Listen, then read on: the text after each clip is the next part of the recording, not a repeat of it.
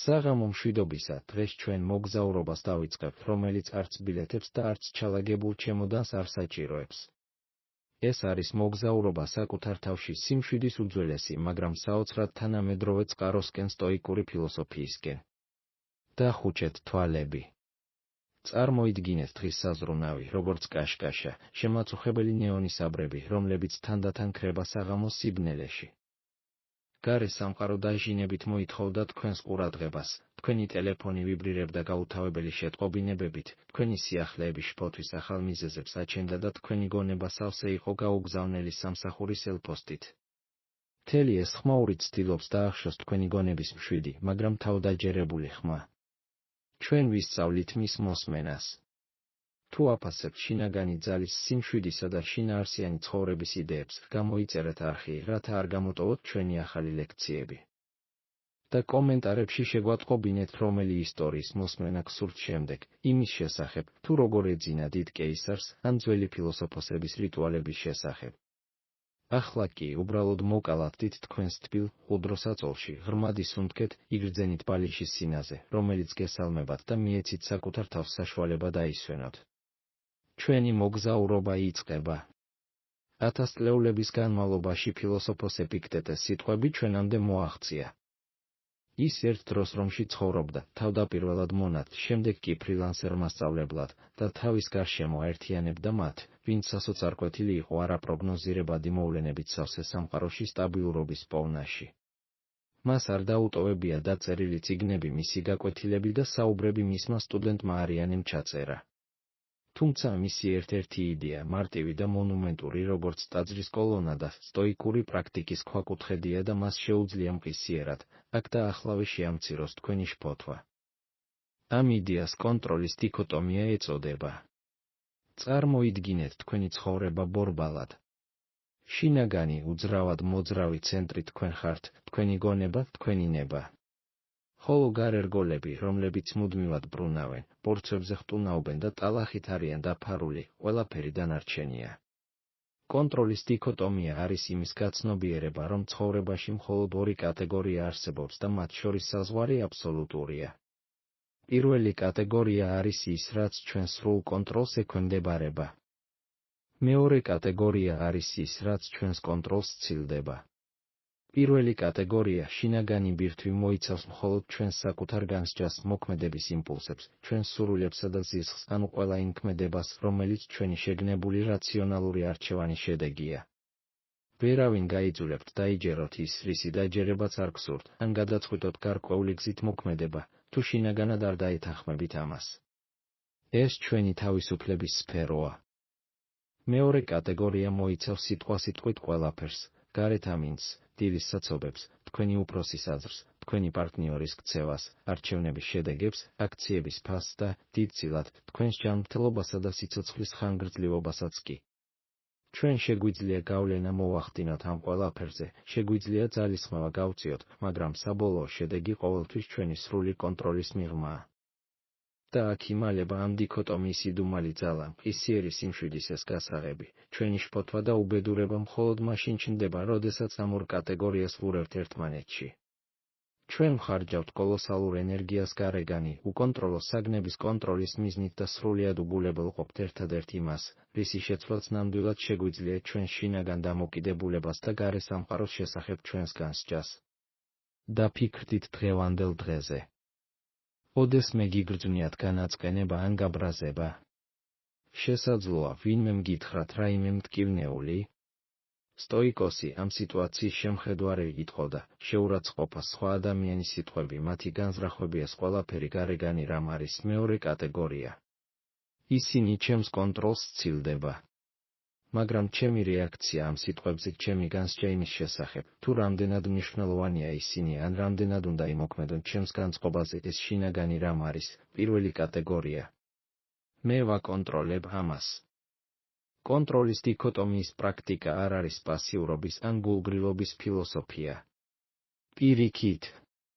სტოიკოსები მოგვიწოდებდნენ, რომ მთელი ძალით გვემოქმედა, მაქსიმალური თავდადებით გვემუშავა, მოვლენებისთვის მოვემზადოთ, მაგრამ ამავდროულად ემოციურად გამოგვეხო შედეგი.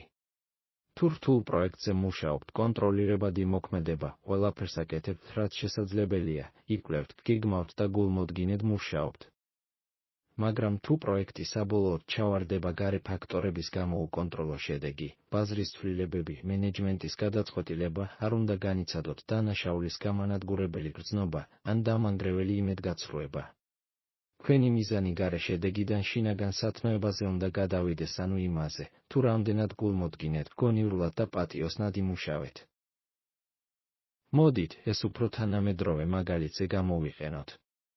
თქვენ მნიშვნელოვან ელფოსტას ელოდებით, რომელიც თქვენს მომავალს განსაზღვრავს. ყოველ წუთს ამოწმებთ ტელეფონს, გული გიცემს. გაღიზიანება და დაძაბულობა იზრდება. რას აკონტროლებთ? თქვენ აკონტროლებთ, გააგზავნეთ თუ არა ყველა საჭირო დოკუმენტი, თქვენ აკონტროლებთ, რამდენად თავაზიანი და გასაგები იყო თქვენი ბოლო ელფოსტა. თქვენ აკონტროლებთ, როგორ რეაგირებთ ლოდინზე, შეგიძლიათ თუ არა შესვენება, წიგნის კითხვა ან გასეირნება. რას არ აკონტროლებთ? თქვენ არ აკონტროლებთ ხაზის მეორე ბოლოში მყოფი ადამიანის სიჩქარეს, მის სამუშაო დატვირთვას ან მის მიერ მიღებულ გადაწყვეტილებას. ამის გაცნობიერებით, თქვენ შეგიძლიათ მყისიერად გადაამისამართოთ თქვენი ენერგია. თქვენს თავში ასობით შესაძლო სცენარის გავლის ნაცვლად უკონტროლოს კონტროლის მცდელობისას, თქვენ ეუბნებით საკუთარ თავს, მე ყველაფერი გავაკეთე, რაც შემეძლო. ახლა ჩემი საქმეა მოთმინება და სიმშვიდე ვიყო. ეს ჩემს კონტროლშია. ახლა კი მოლოდინის თვირთი მსუბუქდება, რადგან თქვენ აღიდგინეთ კონტროლი ერთადერთ სფეროზე, სადაც ის ნამდვილად არსებობს თქვენივე გონების ტერიტორიაზე. ბრძენმა ეპიქტეტემ თქვა, რომ ყველაზე მნიშვნელოვანი კითხვა, რომელიც საკუთარ თავს ნებისმიერ შფოთვით ან სტრესულ სიტუაციაში უნდა დაუსვათ, არის, ეს ჩემი საქმეა თუ არა. თუ ეს ჩემი საქმე არ არის, ანუ ჩემს კონტროლს არ ექვემდებარება, მაშინ რატომ ვაძლევ მას უფლებას, რომ ჩემი სიმშვიდე დაანგრიოს? სხვების კონტროლის მცდელობისგან თავის შეკავებით, მომავლის შესახებ შფოთვისგან თავის შეკავებით, ჩვენ ვიღებთ წარმოუდგენელი სიცხადის საჩუქარს და ფოკუსირებას ჩვენთვის ხელმისაწვდომ ერთადერთ მომენტზე, მოქმედებისაწყო მომენტზე. ეს მხოლოდ თეორია არ არის. ეს არის პრაქტიკული ინსტრუმენტი, რომლის გამოყენებაც ყოველ წამს შეგიძლიათ. გრძნობთ რისხვის ზრდას. ვკითხეთ საკუთარ თავს, რამ გამოიწვია ეს. სხვის იქცევა. გარეგანი მოვლენა.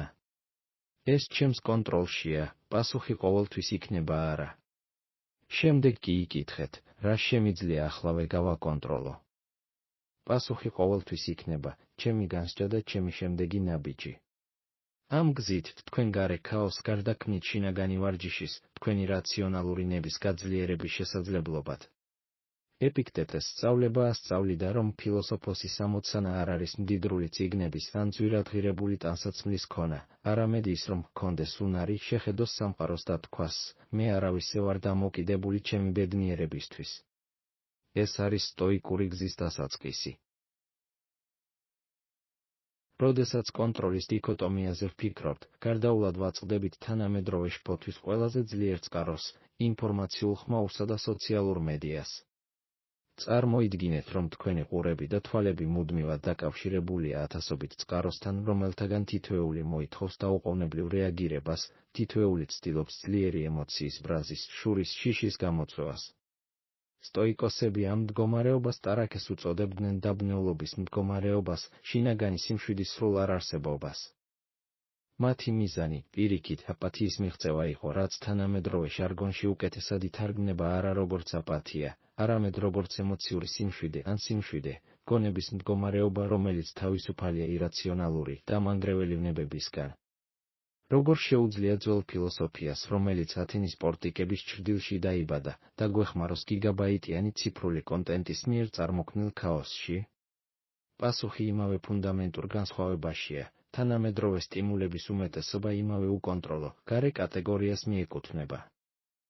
გახსენით თქვენი სიახლეების არხი ან ნებისმიერი სოციალური მედიის პლატფორმა.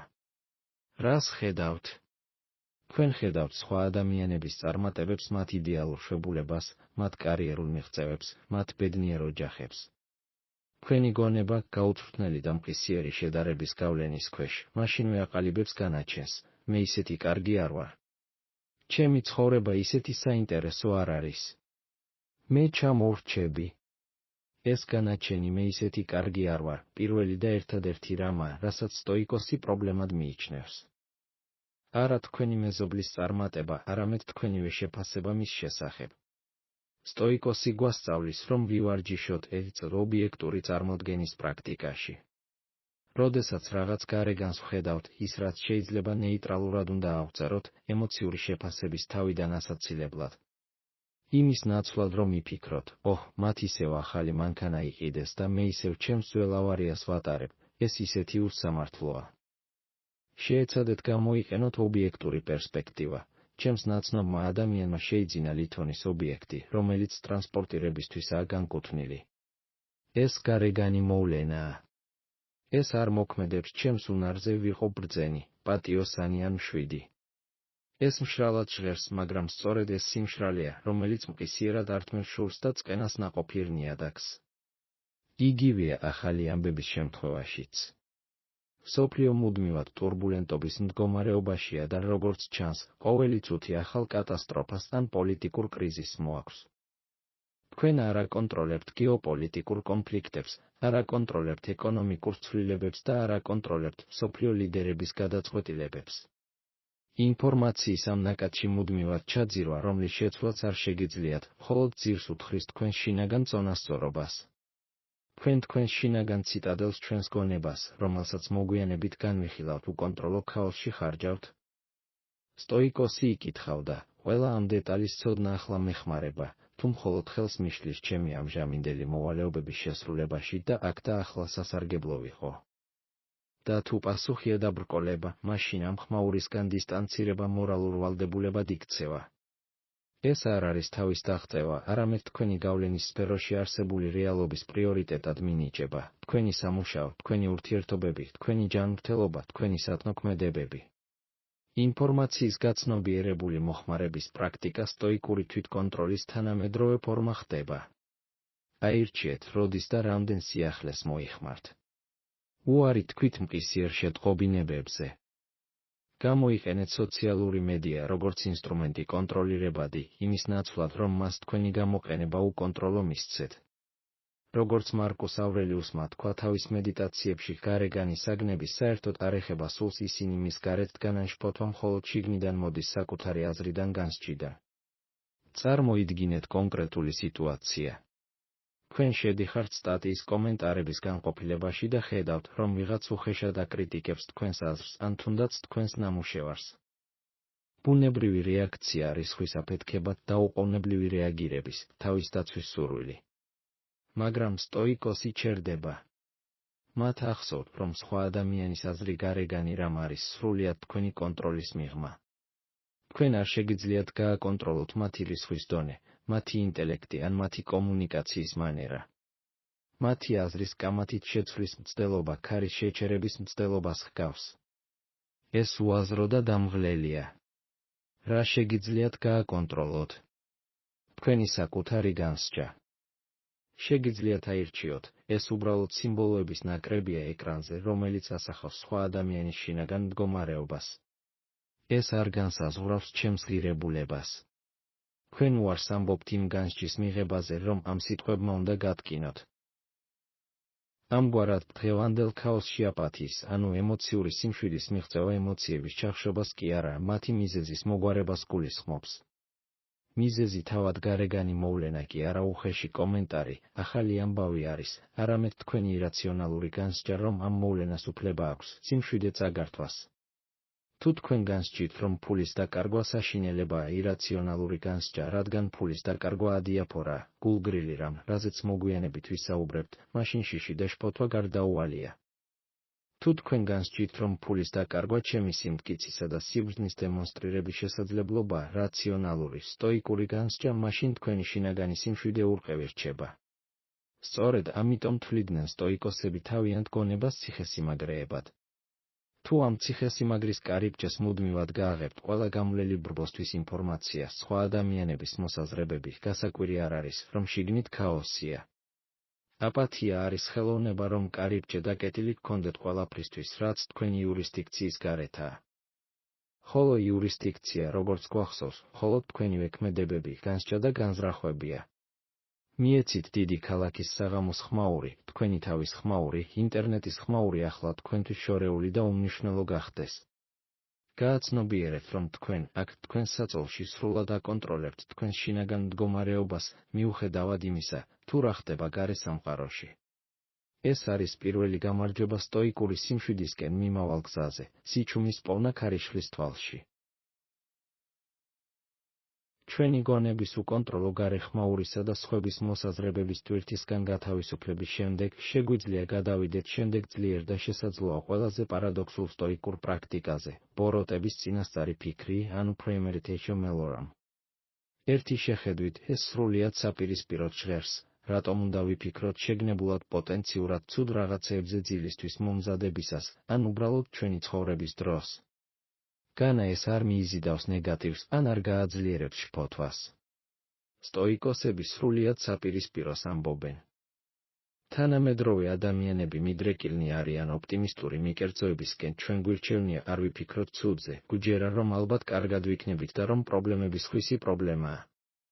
ხოლო როდესაც კატასტროფა რეალურად გვემართება, სამსახურის დაკარგვა, ავადმყოფობა, მნიშვნელოვანი ნივთის გაფუჭება, ემოციურად მოუმზადებლები აღმოჩნდებით.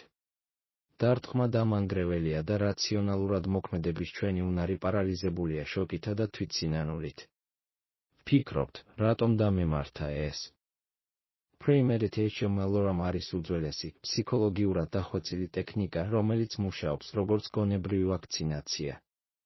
სტოიკოსები, განსაკუთრებით სენეკა, გვამხნევებდნენ, რომ რეგულარულად, შეგნებულად და მშვიდად წარმოგვედგინა, რომ ჩვენთვის ძვირფასი რამ შეიძლება დავკარგოთ. არა იმისთვის, რომ ახლა ვიტანჯოთ, არამედ იმისთვის, რომ როდესაც ეს მოხდება, დარტყმა არა ნედლი, არამედ გამოცდილი, მომზადებული სულით მოგვევლინოს. როგორ მუშაობს ეს პრაქტიკაში, ჩვენს თანამედროვე ცხოვრებაში? აიღეთ რაიმე ღირებული, მაგალითად თქვენი სამსახური, ის, რომელზეც წლების განმავლობაში ძალისხმევა და ენერგია დახარჯეთ. შფოთვა ხშირად ასოცირდება გაურკვევლობასთან, რა მოხდება, თუ სამსახურიდან გამათავისუფლებენ. ამ შიშის ჩახშობის ნაცვლად სტოიკოსი ჯდება და მშვიდად რაციონალურად იწყებს ყველაზე უარესი, მაგრამ რეალისტური სცენარის განხილვას. ის საკუთარ თავს ეკითხება, რა მოხდება სინამდვილეში, თუ ხვალ ამ სამსახურს დავკარგავ. პირველ რიგში დროებით ფინანსურ სტრესს განვიცდი. მეორეც, იმედგაცრუებას ვიგრძნობ. მესამე, ახალი სამსახურის ძებნა მომიწევს. შემდეგ კი, რაც მთავარია, ის იწყებს თავისი მოქმედების გეგმისა და შინაგანი რესურსების განხილვას. თუ ეს მოხდება, საკმარისი დანაზოგი მექნებათ თვის განმავლობაში. დღესვე შემიძლია განვაახლო ჩემი რეზიუმე. შემიძლია დავურეკო იმ კონტაქტებს, რომლებსაც გადავდებდი. შემიძლია ეს გამოვიყენო როგორც შესაძლებლობა საბოლოოდ შევცვალო კარიერა, რაზეც ყოველთვის ვოცნებობდი. და რაც მთავარია, ეს არ მომაკლებს ჩემს უნარს ვიყო პატიოსანი, გულმოდგინე და გამძლე ადამიანი. ამრიგად, წინასწარი ფიქრი ორ მნიშვნელოვან ფუნქციას ასრულებს. პირველი, ის ანადგურებს უცნობის შიშის ძალას. როდესაც წინასწარ მუშაობთ ყველაზე ცუდ სცენარზე, ის აღარ არის ბუნდოვანი ურჩხული სიბნელეში და ხდება კონკრეტული, გადაჭრილი პრობლემების ერთობლიობა. შიში იქცევა გეგმად.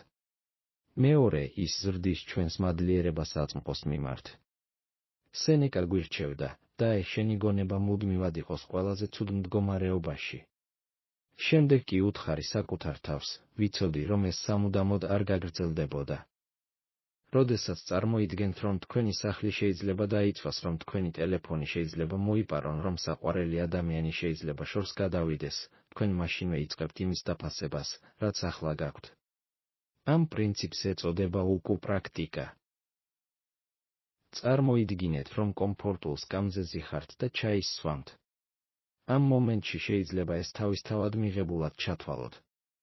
მაგრამ თუ ერთი წუთით წარმოიდგენთ, რომ ეს სკამი გატეხილია, რომ თქვენი სახლი გასკდომილი მილის წყლითაა სავსე, ან რომ ჩაის ფული არ გაქვთ, მაშინვე იგრძნობთ მადლიერების ღრმა, ჩუმ ტალღასაწყო მომენტის ჩვეულებრივობისა და კომფორტისთვის.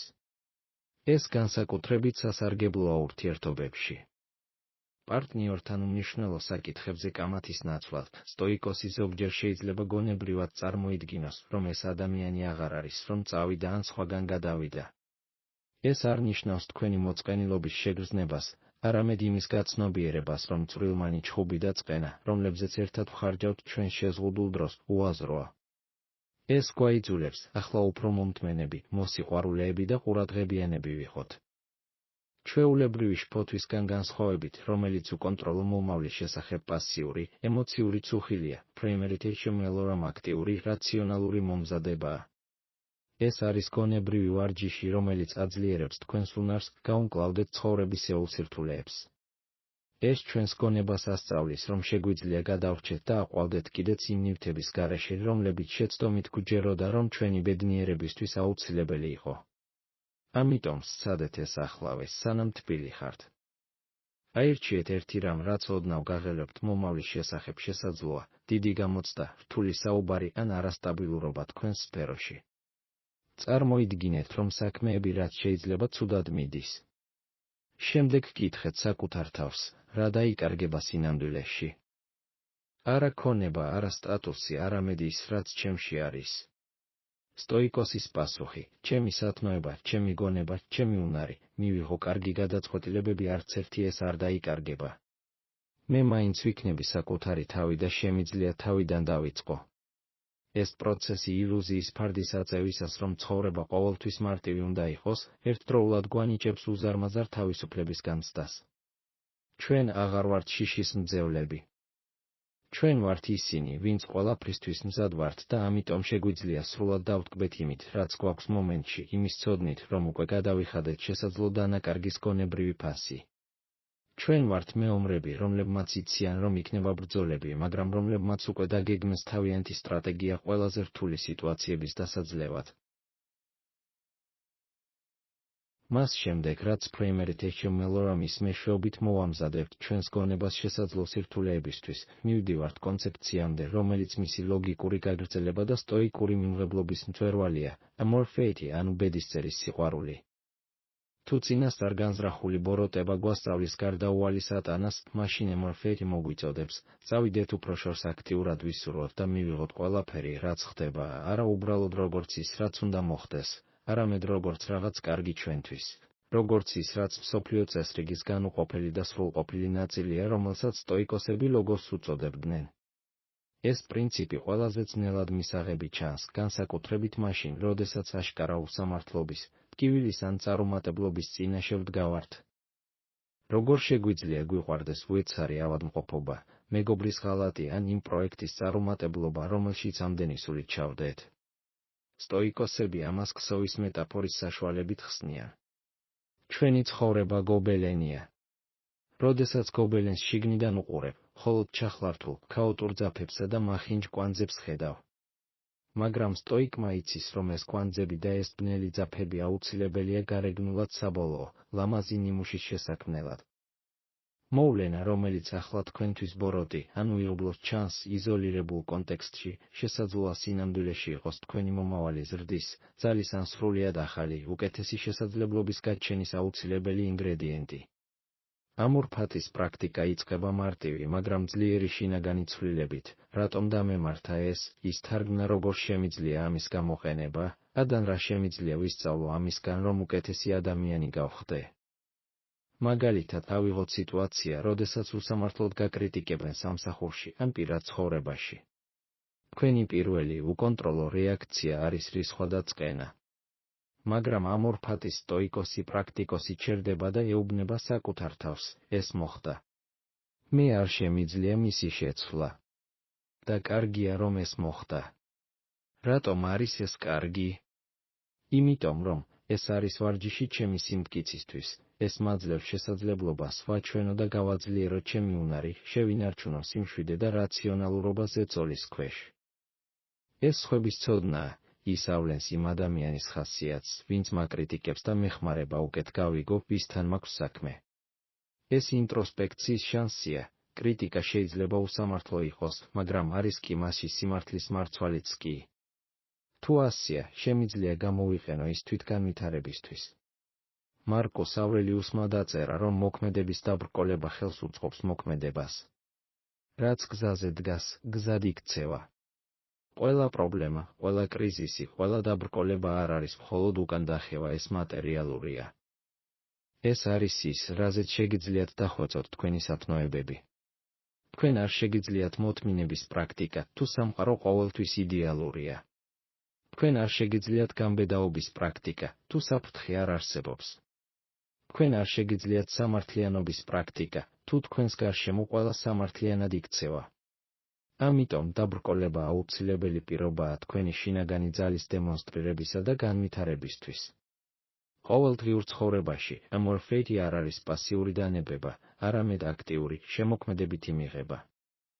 წარმოიდგინეთ, რომ ფრთხილად დაგეგმეთ თქვენი შაბათ-კვირა, მაგრამ ამინდი მოულოდნელად გაფუჭდა და ყველა თქვენი გეგმა ჩაშალა. წვიმის უკონტროლო გაბრაზების ნაცვლად, თქვენ მას არა მხოლოდ მოთმინებით, არამედ სიხარულითაც კი ეგებებით. თქვენ ამბობთ, მშვენიერია.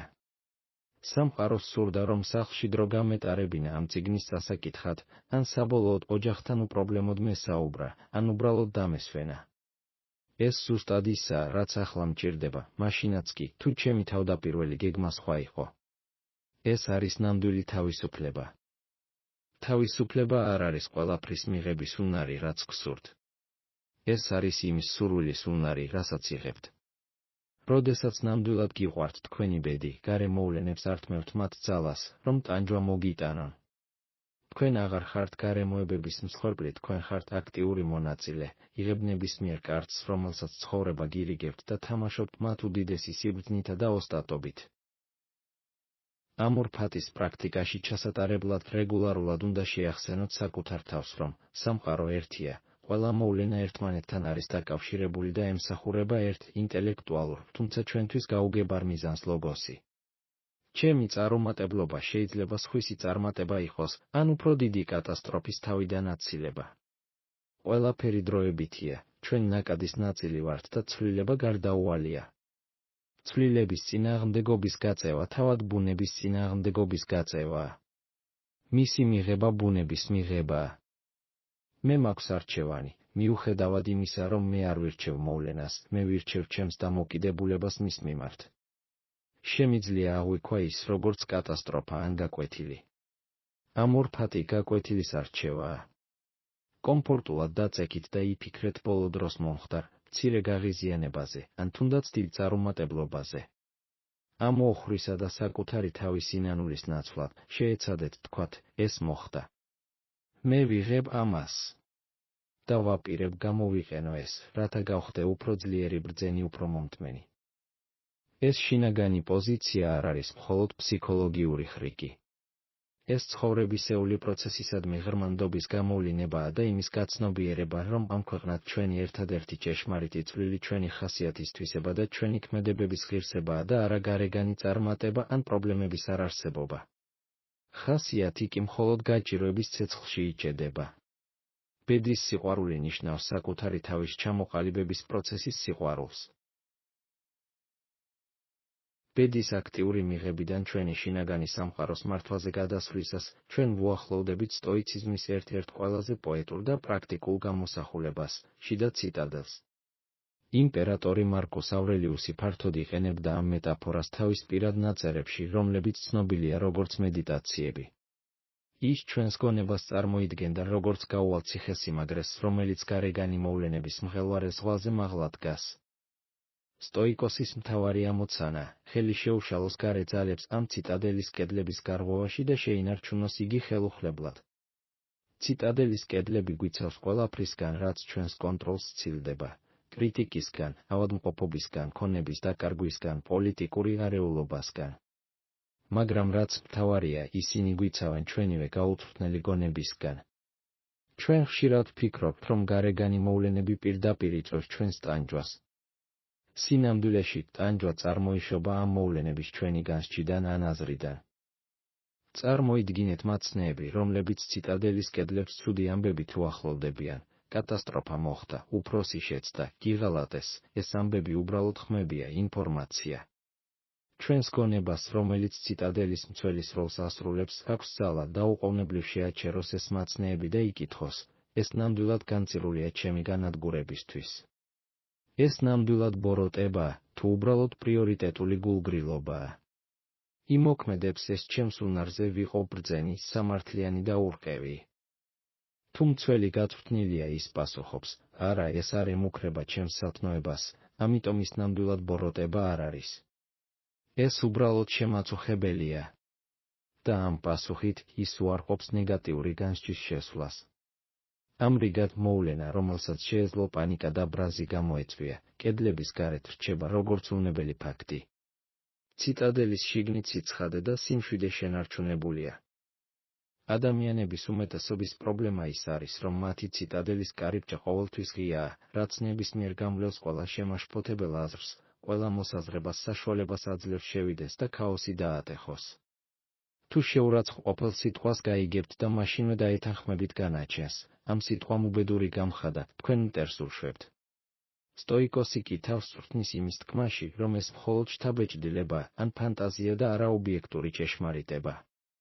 მე შემიძლია ავირჩიო, მივიღო თუ არა ეს. როგორ შეგიძლიათ გააძლიეროთ თქვენი შინაგანი ციტადელის კედლები დღეს? განსჯის შეჩერების პრაქტიკა ეპოქა, როგორც კი გარეგანი მოვლენა ან სხვისი სიტყვა თქვენში ძლიერ ემოციურ რეაქციას, ბრას, შიშს, შურს გამოიწვევს, შეჩერდით. სიტყვა სიტყვით შეიკავეთ სუნთქვა რამდენიმე წამის განმავლობაში.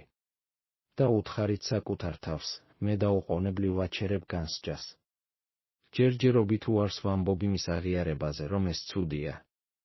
ეს პაუზა, ეს ერა, ირაციონალურობის კედელში პირველი, ყველაზე მნიშვნელოვანი ბზარია. დიქოტომიის შეხსენება, პაუზის შემდეგ ციტადელის მცველმა უნდა გამოიყენოს კარდინალური სტოიკური კანონი, ეს ჩემს კონტროლშია თუ არა. თუ ეს ჩემს კონტროლს არ ექვემდებარება სხვა ადამიანის ქმედება, მაშინ მას არ აქვს უფლება დაარღვიოს ჩემი სიმშვიდე. ობიექტურ რეალობაში თარგმნა, მოაშორეთ ემოციური იარლიყები. იმ საშინელმა ადამიანმა დამიყვირა. სნაცვლად თქვით, ძალიან სტრესულმა ადამიანმა ჩემსთან დასწრებით ხმამაღლა ხმები გამოსცა. მოვლენის მაქსიმალურად დეპერსონალიზაციისა და ობიექტივიზაციის გზით, თქვენ ართმევთ მას ემოციურ ძალას, რომელსაც შეუძლია ციტადელის თავდაცვის შეღწევა. მარკუს ავრელიუსმა მოგვიწოდა გვახსოვდეს, რომ ადამიანს, რომელსაც შეუძლია საკუთარი განსჯის კონტროლი, შეუძლია ყველაფრის კონტროლი. გარე სამყაროს შეუძლია ყველაფერი წაგვართვას, გარდა ამ შინაგანი თავისუფლებისა, ჩვენი თანხმობის თავისუფლებისა. ვერავინ შეძლებს თქვენს ციტადელში შეჭრას, თუ თქვენ არ გაუღებთ მათთვის კარიბჭეს. ზოგჯერ ჩვენ თვითონ ვართ ჩვენი ციტადელის ყველაზე დიდი მტრები. ჩვენ შიგნით ვსივართ, უსაფრთხოდ, მაგრამ ვიწყებთ თვითკრიტიკის ან შფოთვის ისრების სროლას. მე საკმარისად კარგი არ ვარ, მე ვერ შევძლებ, ყველაფერი შეიძლება უკეთესი იყოს. სტოიკოსი გვასწავლის, რომ ეს შინაგანი ირაციონალური განსჯა უნდა განდევნოს იმავე გადაწყვეტილებით, როგორც გარეგანი კრიტიკოსები. ჩვენი რაციონალური უნარი არის იარაღი, რომელიც შექმნილია ჩვენივე ბოდვებთან საბრძოლველად. დაფიქრდით, რამდენი დრო დახარჯეთ დღეს გარე მოვლენებზე ან შემაწუხებელ აზრებზე, რომლებიც თქვენს გონებაში იხეტიალებდნენ და სიმშვიდეს გპარავდნენ. თქვენი შინაგანი ციტადელის გაძლიერება არ ნიშნავს გაციებას ან უგრძნობობას, ეს ნიშნავს გახდე უცვლელი იმის მიმართ, რაც არ აქვს მნიშვნელობა. ეს ნიშნავს საკუთარ ბედნიერებაზე კონტროლის დაბრუნებას იმის აღიარებით, რომ ის არა გარე, გაურკვეველ გარემოებებში, არამედ შენივე რაციონალური განსჯის მყარ, საიმედო კედლებშია. მოკალად დი კომფორტულად, დახუჭე თვალები და იგრძენი, როგორ სქელდება შენი ციტადელის კედლები და როგორ სუფევს შენში სიჩუმე. გარე მოვლენებისა და ირაციონალური განსჯის შემოტევისგან შინაგანი ციტადელის დაცვის შემდეგ სტოიკოსები გადადიან იმის პოზიტიურ განმარტებაზე, თუ რა ხდის ცხოვრებას ნამდვილად ღირებულსა და ბედნიერს.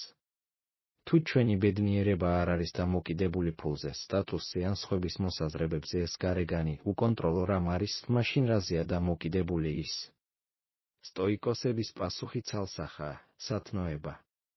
სტოიკოსები თვლიდნენ, რომ სათნოება არეტე ადამიანური სრულყოფილების უმაღლესი ფორმა, ერთადერთი ჭეშმარიტი სიკეთეა სამამბონამ. ყველაფერი დანარჩენი სიმდიდრე, ჯანმრთელობა, დიდება უბრალოდ სასურველი გულგრილი, ედიაფორა არის, რაზეც მოგვიანებით უფრო დეტალურად ვისაუბრებთ.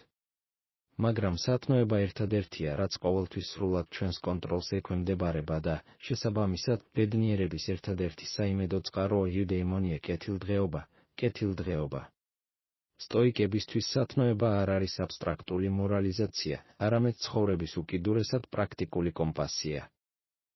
ისინი ყველა სათნოებას 4 ძირითად სათნოებამდე ამცირებდნენ, რომლებიც ჩვენი ყველა ქმედებისა და გადაწყვეტილების საფუძველს წარმოადგენდა. ეს 4 ძირითადი სათნოება შეადგენს შინაგან არსენალს, რომელიც ყოველდღიურად უნდა გამოვიყენოთ. სიბრძნე პრაქტიკული გონება. ეს არ არის უბრალოდ ფაქტების ცოდნა, არამედ რთულ სიტუაციებში სწორი გადაწყვეტილებების მიღების უნარი. სიბრძნე მოიცავს საღაზრს, გამჭრიახობას და, რაც მთავარია, იმის ცოდნას, თუ რა არის თქვენს კონტროლში და რა არა დაუბრუნდეთ დიქოტომიას. ეს არის უნარი, დაინახოთ საგნები ისე, როგორც არის, ემოციური დამახინჯების გარეშე. თანამედროვე ცხოვრებაში ეს არის პრობლემის მშვიდად შეფასების უნარი რეაგირებამდე, ან გრძელვადიანი სარგებლის არჩევა მყისიერ სიამოვნებაზე. სამართლიანობა. სტოიკებისთვის ეს ნიშნავდა არა მხოლოდ კანონისადმი სამართლიან დამოკიდებულებას, არამედ უფრო ფართო გაგებით სხვების სწორ მოპყრობას. ეს არის კეთილგანწყობა, პატიოსნება და ადამიანური საზოგადოების მსახურების სრული კოინონია. ჩვენ, როგორც რაციონალური არსებები, ერთიანი მთლიანობის ნაწილი ვართ და ამიტომ ჩვენი ქმედებები სხვების სიკეთისკენ უნდა იყოს მიმართული. თანამედროვე ცხოვრებაში ეს ნიშნავს იყო საიმედო მეგობარი, პასუხისმგებლიანი მოქალაქე, პატიოსანი კოლეგა და არ გამოიყენოს სხვები მიზნის მისაღწევად. სიმტკიცე გამბედაობა. ეს არ არის შიშის არარსებობა, არამედ შიშის, ტკივილის ან გაურკვევლობის წინაშე რაციონალურად მოქმედების უნარი. სიმტკიცე საშუალებას გვაძლევს გაუძლოთ სირთულეებს, ისე რომ მათ არ დაუშვათ ჩვენი შინაგანი მთლიანობისა და რაციონალურობის განადგურება. თანამედროვე ცხოვრებაში ეს ნიშნავს სიმართლის თქმის გამბედაობას, წარუმატებლობის შემდეგ მუშაობის გაგრძელების გამბედაობას და საკუთარი სისუსტეებისა და ცუდი ჩვევების წინაშე დგომის გამბედაობას. ზომიერება, თვითკონტროლი. ეს არის საკუთარი სურვილების, მადის და იმპულსების კონტროლის უნარი. ზომიერება არ მოითხოვს ასკეტიზმს, არამედ ბალანსს და შეგნებულ არჩევანს. ეს არის დისციპლინა, რომელიც არ აძლევს გარეგან ცდუნებებს, საკვები, შოპინგი, გართობა ჩვენს გონებას. თანამედროვე ცხოვრებაში ეს ნიშნავს იმის ცოდნას, თუ როდის უნდა გავჩერდეთ, წინააღმდეგობა გავუწიოთ გადადების ცდუნებას, ან შევინარჩუნოთ ბალანსი მოხმარებაში. სტოიკოსი ყველა სიტუაციას განიხილავს, როგორც შესაძლებლობას, გამოავლინოს ერთი ან მეტი ამ სათნოებიდან. შეგვხედრია თუ ხეშობა. ეს არის შანსი, გამოავლინოთ სამართლიანობა ბოროტებით, პასუხის არ გაცემა და ზომიერება ფრაზის კონტროლი. ჩავარდით მნიშვნელოვან პროექტში. ეს არის შანსი, რომ გამოავლინოთ სიმტკიცე მუშაობის გაგრძელება და სიბრძნე თქვენი შეცდომების ანალიზი და არა მათი სინანული. გახსოვდეთ, სტოიკებისთვის მნიშვნელოვანია არა მოქმედების შედეგი, რომელიც უკონტროლოა, არამედ განზრახვისა და არჩევანის ხარისხი, რომელიც მნიშვნელოვანია. თუ გონივრულად, სამართლიანად, სიმტკიცით და ზომიერად იმოქმედებთ, თქვენ უკვე მიაღწიეთ ერთადერთ ჭეშმარიტ სიკეთეს სათნო მოქმედებას. და სტოიკური ლოგიკის თანახმად, სწორედ ეს სათნო მოქმედება წარმოადგენს ბედნიერებას. ეს იდეა რადიკალურად ცვლის ჩვენს წარმოდგენას წარუმატებლობის შესახებ. თუ გამოცდისთვის გულმოდგინედ სწავლობდით, იმოქმედებდით გონივრულად და მოთმინებით, მაგრამ ჩააბარებდით გარეგანი შედეგი, სტოიკოსი ითხოვდა, რომ მაინც წარმატებას მიაღწიეთ, რადგან სათნოება გამოავლინეთ. შედეგში წარუმატებლობა არ არის თქვენი, როგორც პიროვნების, წარუმატებლობა. თქვენი წარუმატებლობა იქნებოდა არ ეცადეთ, არ იყავით პატიოსანი ან სტრესის ქვეშ, თვითკონტროლის არ გამოვლენა. ამიტომ, როდესაც დასაძინებლად მიდიხართ, მიეცით თქვენს გონებას საშუალება, შვიდად გაანალიზოს დღე ამ 4 სათნოების პრიზმით. სად გამოავლინეთ სიბრძნე? სად იყავით სამართლიანი? სად გამოჩნდა მოთმინება? და სად დაემორჩილეთ იმპულსურ და მოთხოვნილთავ შეკავებას? ეს ყოველდღიური ვარჯიში დღის ხელახალი შეფასება 4 სათნოების მეშვეობით მთელ ჩვენს ცხოვრებას ხასიათის უწყვეტ სკოლად აქცევს. ჩვენ ვწყვეტთ გარეგანი, მყიფე პრიზების დევნას და ვიწყებთ ურყევი შინაგანი სიმდიდრის შექმნას, რომელსაც ვერავინ და ვერაფერი წაგვართმევს. ეს სიმდიდრე თქვენი სათნო ხასიათია. ის ყოველთვის თქვენთანაა და სტოიკოსების აზრით, ეს არის ერთადერთი გზა ჭეშმარიტი, ხანგრძლივი მშვიდობისკენ. სათნოების ერთადერთ ჭეშმარიტ სიკეთედ დამკვიდრების შემდეგ სტოიკოსებს მოუწიათ როგორმე დაეხარისხებინათ ყველა სხვა რამ, რასაც ჩვენ, ადამიანები, მნიშვნელოვნად მივიჩნევთ: ჯანმრთელობა, ფული, ლამაზი სახლი, კარგი რეპუტაცია. ამისათვის მათ შემოიღეს გულგრილი საგნების, ანუ ადიაფორის კონცეფცია. ეს არის ის, რაც, თავისთავად სათნოებისა და მანკიერების პერსპექტივიდან, არც კარგია და არც ცუდი. თუ სათნოება კარგია და მანკიერება ბოროტებაა, რადგან მხოლოდ ესენია ჩვენი კონტროლის ქვეშ, მაშინ ყველაფერი დანარჩენი გულგრილობის კატეგორიაში ხვდება. თუმცა სტოიკოსები პრაქტიკოსები იყვნენ და არა განდეგილი თეორეტიკოსები. მათ ესმოდათ, რომ შეუძლებელია ჯანმრთელობის ან ფინანსური კეთილდღეობის სრული იგნორირება. ამიტომ მათ გულგრილი საგნები ორქვე კატეგორიად დაყვეს: სასურველი გულგრილები, ესენია ყველაფერი, რასაც აქვს ბუნებრივი ღირებულება და ხელს უწყობს ბუნებასთან ჰარმონიაში ცხოვრებას: ჯანმრთელობა, სიმდიდრე, კარგი რეპუტაცია, სასიამოვნო გარეგნობა, ტკივილისგან თავისუფალი ცხოვრება. სტოიკოსი უპირატესობას ანიჭებს ჯანმრთელობას, სიმდიდრეს და პატივისცემას, ვიდრე ავადმყოფობას, ღარიბს და საძულას. არასასურველი გულგრილები, ესენია ყველაფერი, რისი თავიდან აცილებასაც ბუნებრივად ვცდილობთ: ავადმყოფობა, სიღარიბე, ტკივილი, ცუდი რეპუტაცია, სიკვდილი, რომელიც ასევე კლასიფიცირებულია როგორც გულგრილი, რადგან ეს გარდაუვალია და არ მოქმედებს ჩვენს სათნოებაზე. რა არის ამ დაყოფის პრაქტიკული სიბრძნე? ის მდგომარეობს იმაში, რომ არასდროს არავითარ შემთხვევაში არ უნდა აურიოთ სასურველი საგნები ნამდვილ სიკეთესთან. წარმოიდგინეთ ფული, როგორც ინსტრუმენტი, როგორიცაა ჩაქუჩი. ჩაქუჩი სასურველი ნივთია, ის სასარგებლოა. შეგიძლიათ ააშენოთ სახლი მისი სათნოებითი გამოყენება, ან ჩაიდინოთ დანაშაული მანკიერი გამოყენება. ჩაქუჩი თავად ნეიტრალურია. ანალოგიურად, სიმდიდრე სასურველია, რადგან ის საშუალებას გაძლევთ გამოავლინოთ კეთილშობილება, სამართლიანობა და გაგიადვილოთ ცხოვრებას სიბრძნე. მაგრამ თუ ჩაქუჩს დაკარგავთ ან თუ ფულს დაკარგავთ, ეს არ უნდა ანადგურებდეს თქვენ შინაგან ციტადელს, რადგან ბედნიერება ჩაქუჩში არ არის. თანამედროვე საზოგადოების მთავარი პრობლემა, სტოიკური პერსპექტივიდან, არის ამ სასურველი საგნებისადმი გადაჭარბებული მიჯაჭვულობა. ჩვენ წარმატებას, რომელიც გარეგანი და უკონტროლოა ფული, დაწინაურება, ვაიგივებთ ბედნიერებას, რომელიც შინაგანი და კონტროლირებადია სათნოება. როგორ ეხება ეს ჩვენს ჯანმრთელობას, რომელიც ხშირად ღრმა შფოთვის წყაროა? ჯანმრთელობა, რა თქმა უნდა, ყველაზე სასურველი რამ არის. სტოიკოსი ვალდებულია იზრუნოს თავის სხეულზე, რადგან სხეული გონების იარაღია. ჩვენ უნდა ვიკვებოთ სწორად, ვივარჯიშოთ და კარგად გვეძინოს. ეს ჩვენი მოვალეობებია, კათეკონი. მაგრამ მაშინაც კი, თუ ყველა ჩვენი ძალისხმევის მიუხედავად ავადმყოფობა დაგვემართება, სტოიკოსი არ უნდა დაიდარდოს. სენეკა, რომელიც თავად იტანჯებოდა დაავადებით, ასწავლიდა: სხეული სულის ციხეა. თუ სხეული ვერ ახერხებს, ეს არ გვაკარგვინებს სიბრძნის, სიმტკიცისა და სამართლიანობის უნარს. ავადმყოფობა უბრალოდ სათნოების კიდევ ერთი სავარჯიშო ადგილი ხდება. ის გვთავაზობს შანსს გამოავლინოთ მოთმინება, გამბედაობა და შევინარჩუნოთ გონების სიცხადე დისკომფორტის დროსაც კი. სამსახურის სასურველი აქტივი ან სოციალური სტატუსის დაკარგვის შემთხვევაში, სტოიკოსი აღიარებს, რომ ეს დანაკარგები არ მოქმედებს მათ შინაგან ღირებულებაზე. მათ შეუძლიათ განაგრძონ პატიოსნება ახალი სამსახურის ძიებაში, გამოიჩინონ თავშეკავება ლოდინის დროს და იყვნენ სამართლიანები ოჯახის მიმართ სტრესის მიუხედავად. ადიაფორის დაკარგვის შემდეგ მათ არ დაკარგეს სიკეთე სათნოება. პრაქტიკა ასეთია: ყოველ ჯერზე, როდესაც ზედმეტად შეშფოთებული ხართ გარემოებებით, გაფუჭებული ტელეფონით, გაუქმებული ფრენით, ფინანსური პრობლემებით გაჩერდით და უთხარით საკუთარ თავს, ეს ადიაფორიაა. ეს გულგრილი რამ არის? ეს არ მოქმედებს იმაზე, კარგი ადამიანი ვარ თუ შემიძლია ბედნიერი ვიყო. ეს არ ნიშნავს, რომ არ უნდა იმოქმედოთ. თუ თქვენი სახლი იწვის, უნდა იმოქმედოთ მის გადასარჩენად. მაგრამ უნდა იმოქმედოთ მშვიდად, პანიკასა და ბრალს არ მისცეთ უფლება, რომ გაბატონდეს.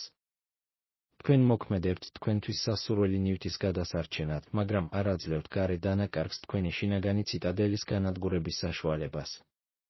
ეს საშუალებას გვაძლევს ვიცხოვროთ უფრო თავისუფალი, ნაკლებად დატვირთული ცხოვრებით. თუ თქვენი ბედნიერება დამოკიდებულია იმაზე, იქნება თუ არა ხვალინდელი დღე მზიანი, მაშინ თქვენ ამინდის მძევალი ხართ. თუ თქვენი ბედნიერება დამოკიდებულია იმაზე, თუ რამდენი ფული გაქვთ, თქვენ ეკონომიკის მძევალი ხართ. მაგრამ თუ თქვენი ბედნიერება დამოკიდებულია მხოლოდ თქვენი შინაგანი არჩევანის ხარისხზე ნებისმიერ მოცემულ გარემოებაში, თქვენ აბსოლუტურად თავისუფალი ხართ. და სწორედ ამ სიმშვიდეს გვაძლევს ადიაფორის გაგება, ჩვენ შეგვიძლია ვისიამოვნოთ სასურველი ნივთებით, სანამ ისინი გვაქვს, მაგრამ არ უნდა ვიტანჯოთ, როდესაც ისინი გარდაულად ქრება. როდესაც ვხვდებით, რომ ჩვენი ბედნიერება მხოლოდ სათნოებაზეა დამოკიდებული და არა გარე, გულგრილ ფაქტორებზე, ჩვენ ვიღებთ ძლიერ ინსტრუმენტს ცხოვრების, ალბათ, ყველაზე რთულ სფეროში ურთიერთობებში ნავიგაციისთვის. სტოიციზმი ხშირად შეცდომით არის წარმოდგენილი, როგორც მარტოობისა და ემოციური განშორების ფილოსოფია. სინამდვილეში სტოიკოსები ღრმად სწამდათ ადამიანების სოციალური ბუნებისა და იმისა, რომ ჩვენ ერთმანეთის დასახმარებლად ვიბადებით, როგორც ფუტკრების გაში. თუმცა სწორედ სხვებთან ურთიერთობა ხდება ყველაზე ხშირად ჩვენი ღრმა იმედგაცრუების, ბრაზის ან იმედგაცრუების წყარო. როგორ შეიძლება სტოიკური იდეების გამოყენება კონფლიქტებზე, გაუგებრობებზე ან ღალატზე? პასუხი კონტროლისა და სამართლიანობის დიქოტომიის პრინციპების ორმაგ გამოყენებაშია. პირველ რიგში უნდა გვახსოვდეს, რომ სხვა ადამიანის ქცევა ჩვენს კონტროლს სცილდება. სტოიკოსს არ შეუძლია გააკონტროლოს, გაღიზიანდება თუ არა მისი პარტნიორი დღეს, შეასრულებს თუ არა მისი კოლეგა თავის დაპირებას, ან იქნება თუ არა მისი მეგობარი გულწრფელი. თუ ჩვენს შინაგან სიმშვიდეს დავაფუძნებთ იმ მოლოდინზე, რომ სხვები ყოველთვის ისე მოიქცევიან, როგორც ჩვენ სწორად მივიჩნევთ, განწირულები ვართ ტანჯვისთვის. ჩვენ ვცდილობთ გავაკონტროლოთ უკონტროლო. ეპიქტეტე ასწავლიდა, რომ როდესაც ვინმე ცუდად ან უსამართლოდ იქცევა, ჩვენ არ უნდა გავბრაზდეთ მისი ქმედებებით, არამედ უნდა განვიხილოთ ისინი, როგორც მათივე განსჯის ლოგიკური შედეგი. ის ამბობდა, თუ ვინმე ცუდად გექცევა, ეს შენთვის კი არა მისთვის არის ცუდი. რადგან არაკეთილსინდისიერის აქციელის უსამართლობის, ბოროტების ჩადენით, ადამიანი ზიანს აყენებს თავის ერთადერთ ჭეშმარიტ ღირებულებას, თავის ხასიათს ან რაციონალურ ნებას. როდესაც არაკეთილსინდისიერს აქციელს ამ სტოიკური პრიზმით უყურებთ, ეს აღარ არის პირადი თავდასხმა და სამედიცინო დიაგნოზად იქცევა. წარმოიდგინეთ, რომ გაბრაზებული ხართ ბრმა ადამიანზე იმის გამო, რომ ქუჩაში ვერ გხედავთ. ეს უაზროა, რადგან მისი ქმედება განპირობებულია მისი მდგომარეობით. სტოიკოსები თვლიდნენ, რომ არაკეთილსინდისიერი ქმედება არის უმეცრების ან არასწორი შეფასების შედეგი იმის შესახებ, თუ რა არის კარგი. ადამიანი, რომელიც იტყუება, რადგან შეცდომით თვლის, რომ ტყუილი მას უფრო მეტ სარგებელს მოუტანს, ვიდრე პატიოსნება. ის შინაგანი ილუზიით იტანჯება. ეს პერსპექტივა საშუალებას გვაძლევს ვივარჯიშოთ ემპათიაში ან უფრო ზუსტად სტოიკურ თანაგრძნობაში და მიღებაში. არ არის აუცილებელი, რომ ქმედება დაამტკიცოთ, მაგრამ შეგიძლიათ ადამიანი და მისი შეცდომა მსოფლიო წესრიგის ნაწილად, ლოგოსის ნაწილად, იმ გობელენის ნაწილად აღიქვათ, რომელზეც ჩვენ ვისაუბრეთ. მარკუს ავრელიუსმა გვირჩია, გაუძებულიყავით და საკუთარი თავისთვის გეთქვათ, დღეს მე შევხვდები უმადური, თავხედი, მზაკრული, შურიანი და არაკომუნიკაბელური ადამიანი. ეს ყველაფერი მათ სიკეთისა და ბოროტების არცოდნის გამო დაემართათ. ის წინასწარ მოემზადა, რომ არ გაბრაზებულიყო მათზე, არამედ შეეგუა მათ და ახსოვდეს, რომ ჩვენ ყველანი ადამიანები ვართ. როგორ გამოვიყენოთ ეს რთულ სიტუაციებში, კონფლიქტი პარტნიორთან, საყვარელ ადამიანთან, იმის ნაცვლად, რომ ყურადღება გაამახვილოთ იმაზე, თუ რამდენად ცდებიან ისინი უკონტროლო, ყურადღება გაამახვილეთ თქვენს რეაქციაზე უკონტროლო. ივარჯიშეთ ზომიერებაში, რათა თავიდან აიცილოთ ყვირილი და სიბრძნე, რათა ნათლად და მშვიდად გამოხატოთ თქვენი პოზიცია. თქვენი მიზანი არ არის მათი აზრის შეცვლა, არამედ თქვენი სათნოების დემონსტრირება. უსამართლობა კოლეგის მხრიდან, თუ გიღალატეს ან შეურაცხყოფილად გაქციეს, ნუ დაკარგავთ თქვენს ენერგიას შურისძიებაზე ან დაუსრულებელ ფიქრებზე. შურისძიება არის უკონტროლოს კონტროლის მცდელობა. ამის ნაცვლად გამოიჩინეთ სამართლიანობა, იმოქმედეთ სამართლიანად საპასუხოდ და სიმტკიცე განაგრძეთ თქვენი საქმის კარგად კეთება იმედგაცრუების მიუხედავად. უმადურობა, თუ სიკეთეს გააკეთებთ და ადამიანი არ გიპასუხებთ, ნუ იგრძნობთ თავს მოტყუებულად. სტოიკოსი სიკეთეს აკეთებს არა ჯილდოს ან მადლიერების გამო, არამედ იმიტომ, რომ სიკეთის კეთება თავისთავად კარგია ერთადერთი ჭეშმარიტი სიკეთე. თქვენი ჯილდო სათნოს აქციელის შესრულებაა. როგორც მარკუს ავრელიუსმა თქვა, როდესაც ძაღლი კურდღელს მისდევს, ის არ ელისქებას, ის უბრალოდ აკეთებს იმას, რაც უნდა გააკეთოს. ასეა ადამიანებთანაც, ჩვენ მოწოდებულნი ვართ სოციალური სათნოებისკენ. სტოიკოსები მოგვიწოდებდნენ, რომ ქმედება გამოგვეყო ადამიანისგან. შეიძლება არ მივიღოთ ცუდი საქციელი, მაგრამ გავაგრძელოთ ადამიანში გონიერების ნაპერწკლის დანახვა მათი პოტენციალი სათნოებისკენ. არ უნდა ჩავდოთ სიძულვილი მის მიმართ, რადგან სიძულვილი უპირველეს ყოვლისა ჩვენ გვაზიანებს, ანადგურებს ჩვენ შინაგან ციტადელს. სიძულვილი არის ირაციონალური განსჯა, რომ სხვა ადამიანის ბოროტებამ შეიძლება გაგვანადგუროს. ამრიგად სტოიციზმი ურთიერთობებში არ ეხება იზოლაციას, არამედ პირობით ჩართულობას. ჩვენ გვიყვარს და ვზრუნავთ სხვებზე ეს ჩვენი მოვალეობა, მაგრამ ამას ვაკეთებთ იმის გაცნობიერებით, რომ მათი ქცევა და მათი სიყვარული ადიაფორია, გარეგანი რამ, რაც ჩვენს კონტროლს სცილდება. ჩვენ თავს ვუკავშირებთ კეთილგანწყობისა და სამართლიანობის პროცესს და არა შედეგს რეაქციას. ეს გვაძლევს ძალას ვიყოთ კარგი ადამიანები მაშინაც კი, როდესაც ჩვენს გარშემო სამყარო უსამართლოა და შევინარჩუნოთ ჩვენი სიმშვიდე მაშინაც კი, როდესაც იმედგაცრუებულები ვართ. ურთიერთობებში სხვა ადამიანების მოლოდინების ტვირთისგან ჩვენი გონების გათავისუფლებით შეგვიძლია ყურადღება გავამახვილოთ ერთადერთ რესურსზე, რომელიც ნამდვილად შეზღუდულია და მუდმივად მიუწვდომელია, დროზე. დიდმა სტოიკმა სენეკამ, რომელიც ეპიქტეტესგან განსხვავებით რომის იმპერიაში მაღალ თანამდებობას იკავებდა, დაგვიტოვა გამჭრია ხისნეობრივი წერილები ლუცილიუსისადმი, რომლის დიდი ნაწილი სწორედ ამ თემას ეძღვნება დროის ღირებულებას. სენეკას გაკვეთილები დროის შესახებ დღეს უფრო აქტუალურია, ვიდრე ოდესმე, სამყაროში, სადაც მუდმივად დაკავებულები ვართ, მაგრამ იშვიათად ვგრძნობთ თავს პროდუქტიულად. სენეკა ამტკიცებდა, რომ ადამიანები წარმოუდგენლად მომჭირნეები არიან თავიანთი ფულისა და ქონების მიმართ, მაგრამ გასაკვირია, რომ ფულს ხარჯავენ თავიანთ დროს, რაც ყველაზე ძვირფასი და შეუცვლელი რესურსია. როდესაც ფულს ვისესხებთ, ფრთხილად ვთანხმდებით დაფარვის პირობებზე, მაგრამ როდესაც ვინმე ჩვენი ცხოვრებიდან საათებს ართმევს, ჩვენ ამას წინააღმდეგობის გარეშე ვუშვებთ. სტოიკოსების ბრძოლა გაჭიანურებასა და დროის კარგვასთან არ არის უბრალოდ ბრძოლა ეფექტურობისთვის, ეს არის ბრძოლა სათნოებისთვის. რადგან დრო არის მასალა, საიდანაც ჩვენ ვაშენებთ ჩვენს ცხოვრებას და ყოველი გადავადებული, გამოუყენებელი მომენტი არის გადავადებული შესაძლებლობა სიბრძნის, სიმტკიცის ან სამართლიანობის დემონსტრირებისთვის. სენეკამ მოგვიწოდა ჩვენი დროის შეგნებული ფლობისკენ. ის გვირჩევდა, იცხოვრე ახლა და ყოველი დღე ცალკე ცხოვრებად ჩათვალე.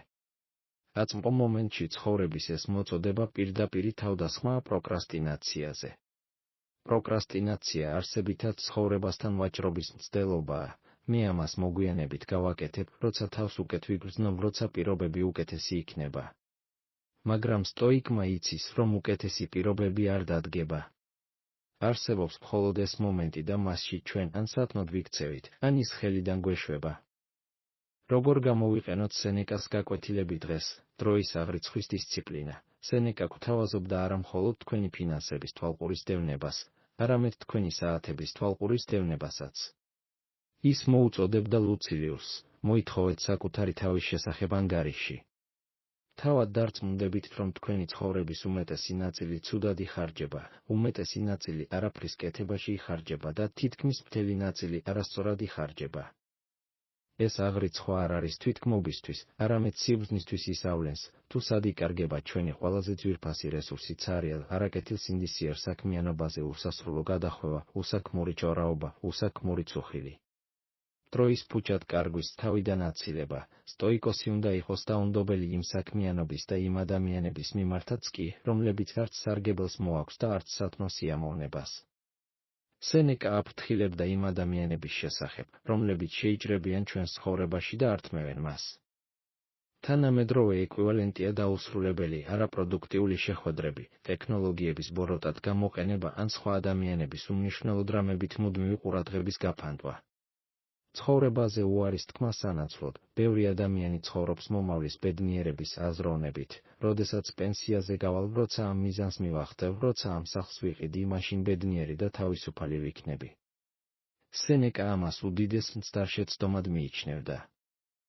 ჩვენ ბედნიერებას, რაც სტოიკოსების აზრით, სათნოქმედებას უდრის განუსაზღვრელი მომავლისთვის გადავდებთ, რითაც აწყოს ვაუფასურებთ.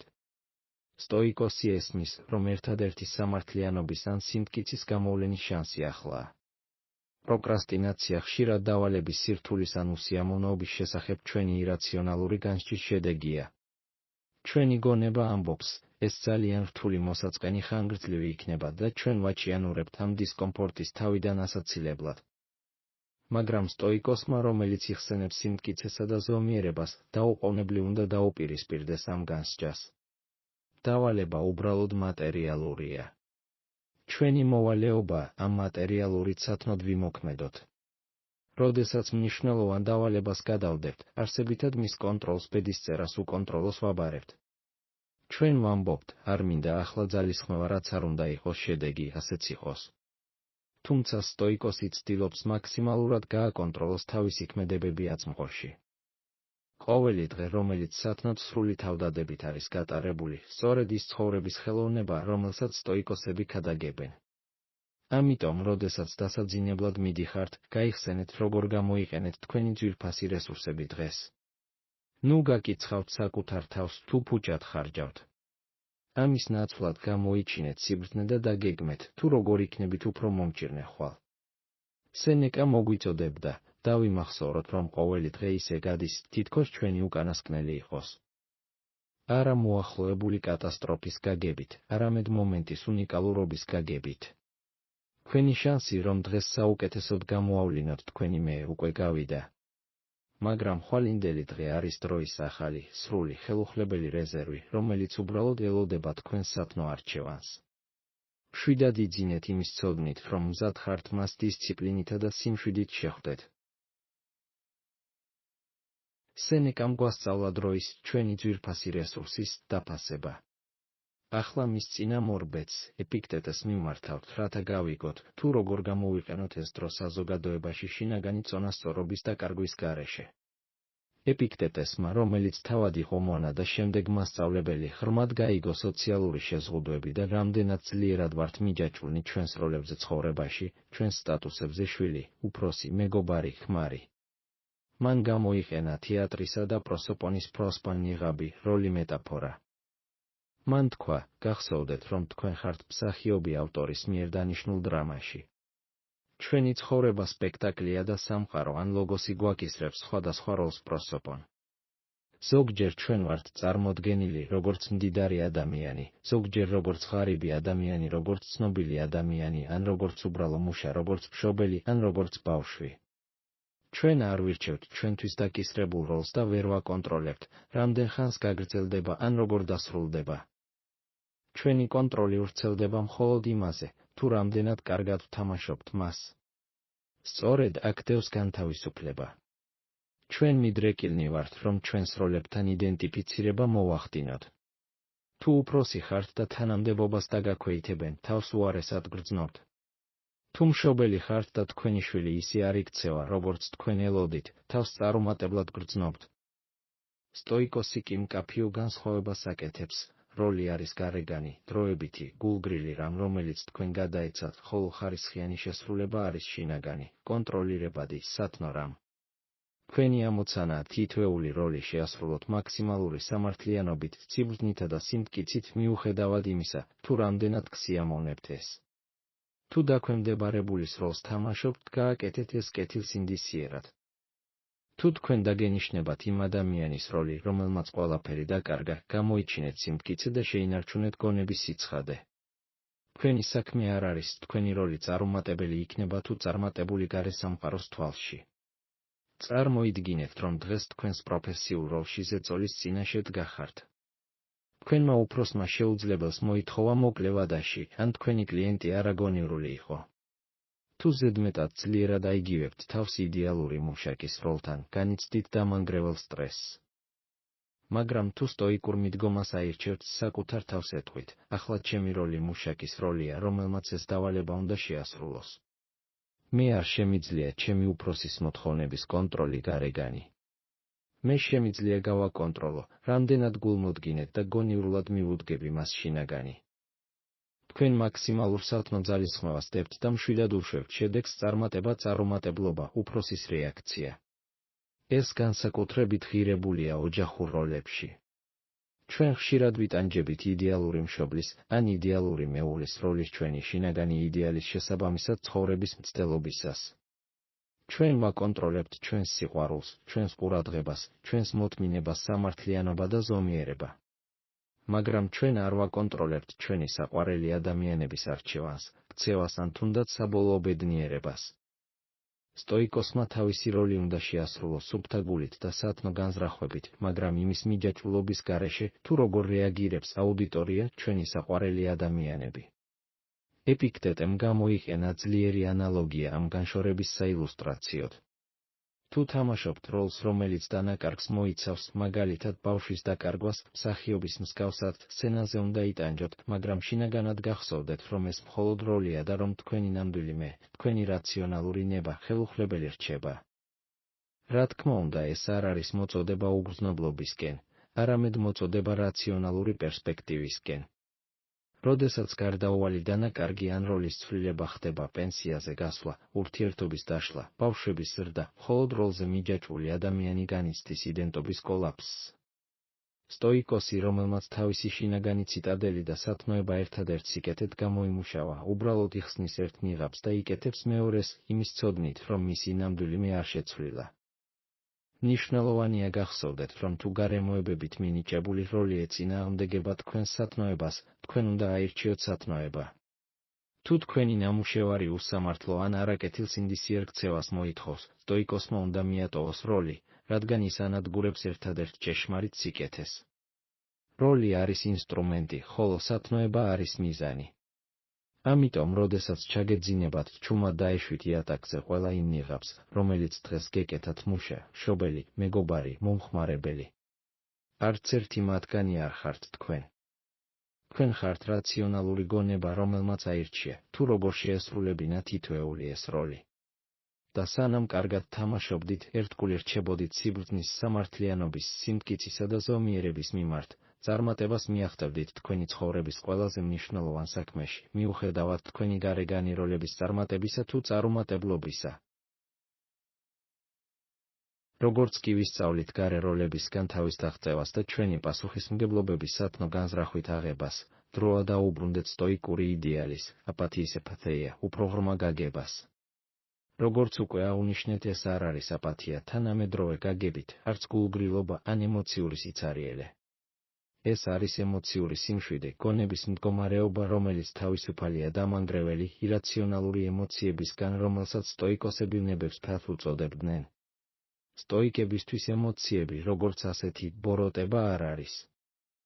არსებობს კარგი ემოციები, ანუ რაციონალური აფექტები იუპათეიაი, როგორიცაა სიხარული, წარმოიშობა სათნოქმედებით, სიფრთხილე, მანკიერების რაციონალური თავიდან აცილება და სურვილი სათნოების რაციონალური დევნა. ბოროტი ემოციები კი ის ემოციებია, რომლებიც წარმოიქმნება მცდარი, ირაციონალური განსჯიდან.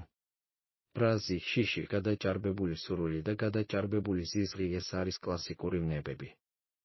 სტოიკოსები თვლიდნენ, რომ ეს ემოციები უბრალოდ უსიამოვნო არ არის, ისინი გონების დაავადებებია, რადგან ისინი წარმოიქმნება მაშინ, როდესაც შეცდომით ვაფასებთ რაღაც გარეგანს უკონტროლოს აბსოლუტურად კარგს ან აბსოლუტურად ბოროტს. მაგალითად, რისხვავნება წარმოიშობა იმ ირაციონალური განსჯიდან, რომ ვიღაცამ უკონტროლო ზიანი მოგვაყენა, მაგალითად, შეურაცხყოფა მოგვაყენა ან რამე წაგვართვა და რომ ჩვენ აგრესიით უნდა ვუპასუხოთ. სტოიკოსი, რომელსაც ახსოვს, რომ ერთადერთი ბოროტება მანკიერებაა, ჩვენივე არაკეთილსინდისიერი ქმედებები და რომ სხვების ქცევა ჩვენს კონტროლს სცილდება დიქოტომია, ასკნის, რომ რისხვა უაზრო და დამანგრეველი რეაქციაა. რისხვა წარსულის ან სხვისი ქცევის კონტროლის მცდელობაა. შიშივნება წარმოიშობა იმ ირაციონალური განსჯიდან, რომ რაღაც გარეგანი, რაც შეიძლება მოხდეს, მაგალითად, ავადმყოფობა ან ფულის დაკარგვა, აბსოლუტურად ბოროტებაა და რომ ჩვენ ვერ გადავრჩებით მას. სტოიკოსი, რომელიც premeditation malorams-ა და amorphates იყენებს, აცნობიერებს, რომ ეს გარეგანი რამ უბრალოდ ედიაფორა გულგრილია და რომ მას ყოველთვის შეუძლია შეინარჩუნოს თავისი სათნოება და სიმტკიცე გარემოებების მიუხედავად. ამრიგად შიში კარგავს თავის ლოგიკურ საფუძველს. ამიტომ სტოიკებისთვის ემოციების მართვა არ არის ტუჩებიდან უკვე ამოხეთქილი ტირილის ჩახშობა. ეს ეხება ემოციის საფუძვლად მყოფი განსჯის ტრანსფორმაციას. როგორ ვივარჯიშოთ ემოციების ტრანსფორმაციაში, განსჯის იდენტიფიცირება, როგორც კი იგრძნობთ ნეგატიური ემოციის მოზღვავებას გაღიზიანება, შური, ბრაზი, დაუყოვნებლივ გაჩერდით და იკითხეთ, ჩემს გონებაში რომელმა განსჯამ გამოიწვია ეს ემოცია. მაგალითი, თქვენ გაბრაზებული ხართ, რადგან ვიღაცამ გზა გადაგიჭრათ. განსჯა, ამ ადამიანს არ აქვს ამის გაკეთების უფლება ეს მე მუქრება და ეს ძალიან უსამართლოა. განსჯის შემოწმება გონიერებით ლოგოსით, ეს განსჯა დაექვემდებარება სტოიკურ პრინციპებს. ტესტირება, მე ვაკონტროლებ მის ქცევას. არა. მე ვაკონტროლებ ჩემს განსჯას. მისი უსამართლო ქცევა აბსოლუტურად ბოროტია ჩემთვის.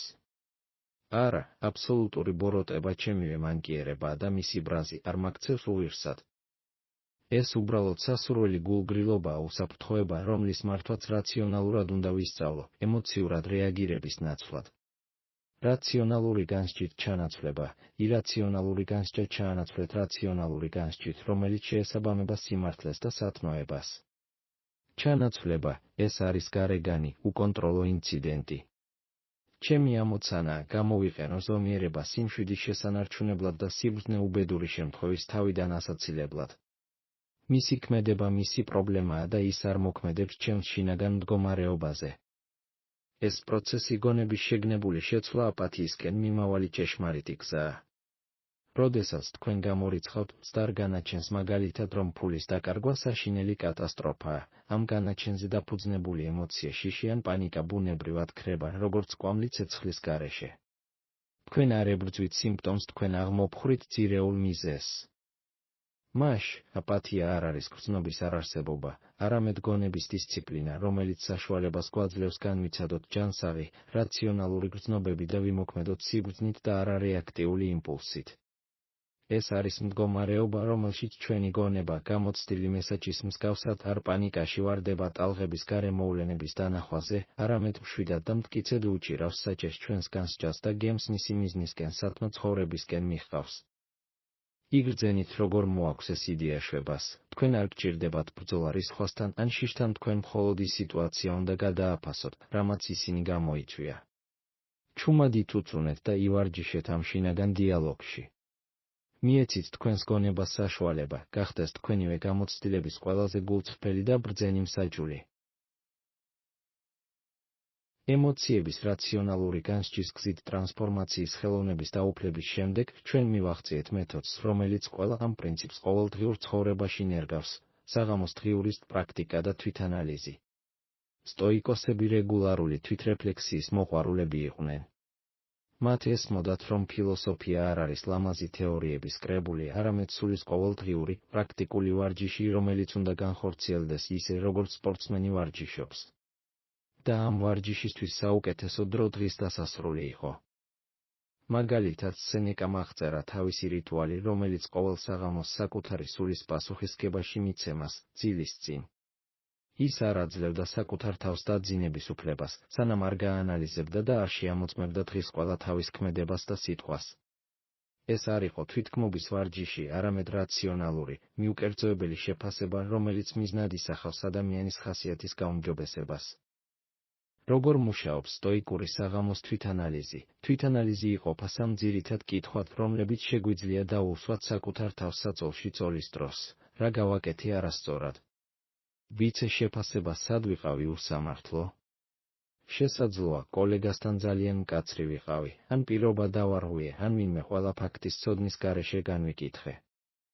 სად ვიყავი უგუნური?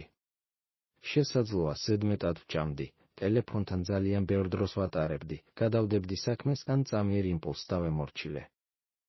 სად ვიყავი უგუნური?